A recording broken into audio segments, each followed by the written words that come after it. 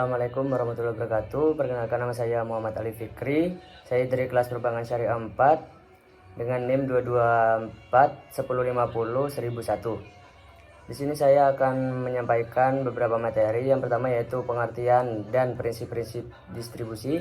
Yang kedua yaitu tujuan distribusi. Baik, untuk materi yang pertama yaitu pengertian dan prinsip-prinsip distribusi.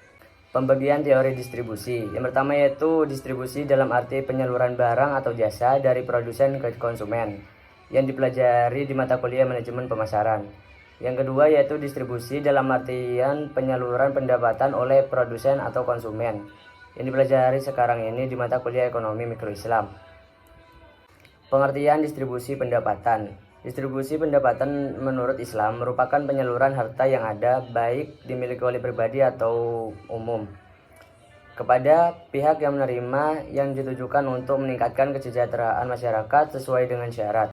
Pengertian distribusi dalam pandangan ekonomi Islam mempunyai makna yang lebih luas, yakni mencakup pengaturan kepemilikan, unsur-unsur produksi, dan sumber-sumber kekayaan.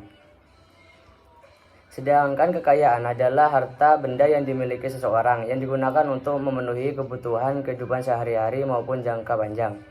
Distribusi kekayaan yaitu penyaluran harta yang dimiliki seseorang kepada orang lain dalam bentuk kerjasama yang saling menguntungkan antara kedua belah pihak. Selanjutnya yaitu prinsip distribusi dalam Islam. Prinsip distribusi dalam Islam. Yang pertama yaitu larangan riba dan gharar.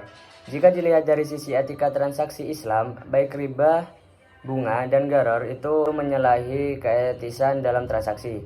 Di Al-Quran juga sudah sangat jelas dan tegas tentang larangan melakukan riba dan gharar karena efeknya sangat merugikan dan menimbulkan masalah.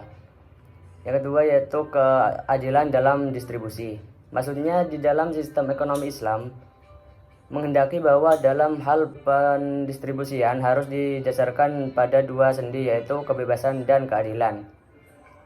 Yang ketiga yaitu sesuai dengan konsep kepemilikan dalam Islam, maksudnya yaitu penguasaan terhadap sesuatu dengan aturan hukum dan memiliki wewenang untuk bertindak terhadap apa yang ia miliki selama dalam jalur yang benar dan sesuai dengan hukum.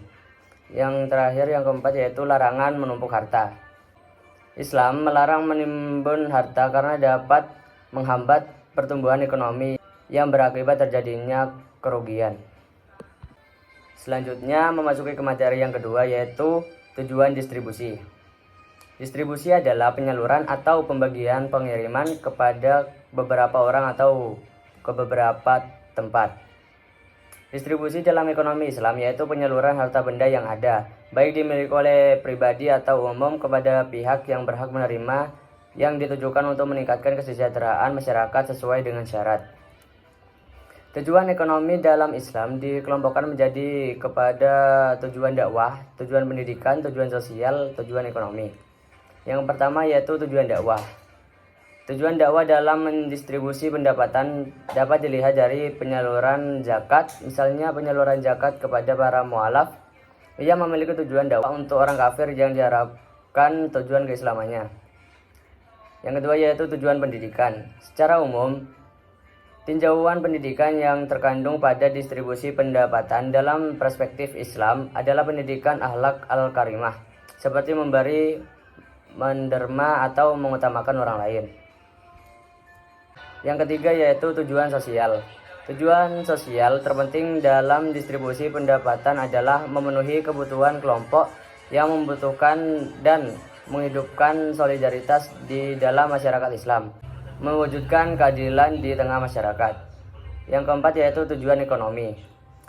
Distribusi dalam ekonomi Islam memiliki beberapa tujuan. Yang pertama yaitu pengembangan dan pembagian harta baik dalam bentuk infak maupun iuran wajib. Yang kedua yaitu memberdayakan sumber daya manusia yang menganggur dengan terpenuhnya kebutuhan modal usaha mereka. Sekian beberapa materi yang dapat saya sampaikan. Assalamualaikum warahmatullahi wabarakatuh.